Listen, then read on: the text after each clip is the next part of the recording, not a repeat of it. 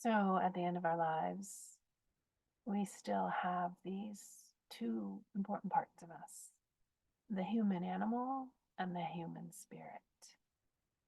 And the human animal really is programmed to want to live, to want to survive, to want to be comfortable, tending to all of the things that keep it in existence.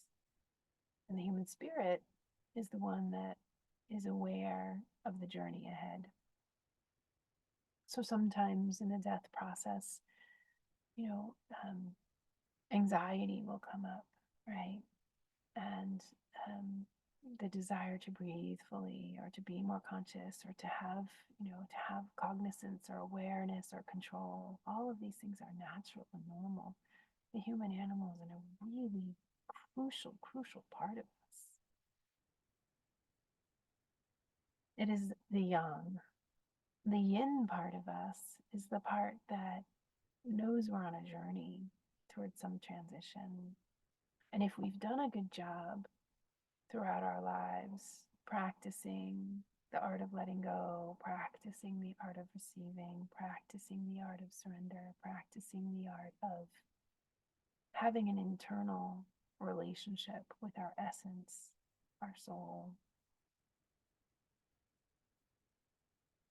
then we're more able at our deathbeds to relax. And yes, meet the needs of the human animal, absolutely.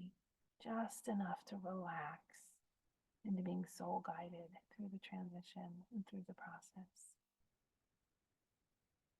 So the human animal and the human spirit can be allies. They can absolutely be allies. They don't need to be at odds. It's a sort of guardrail. One gets tended, the other gets tended. One gets tended, the other gets tended, and they sort of hold the bowl of our existence. Part of the challenge in our culture is that we ignore the yin. We ignore the deep inner world. Often, sometimes people call this the feminine.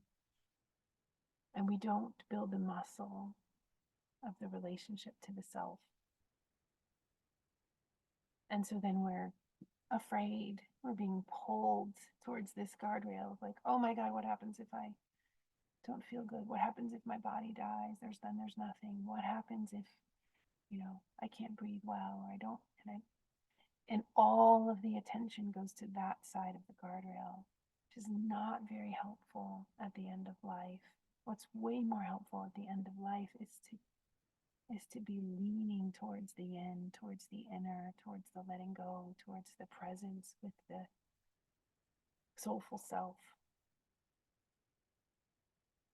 And so if we've done some cultivating of that inner world, inner relationship, that is a comfort at the end of life. That is a friend. That is a beloved at the end of life. That deep relationship sustains us. And then our process, as we near closer and closer and closer to our physical death, can be to acknowledge and honor the human animal, but also say, sweetheart, we're transitioning.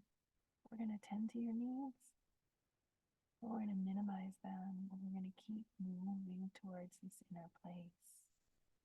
And to practice death and practice dying in our everyday lives is certainly possible. And we can do that through any kind of transition that's coming up, leaning into letting go.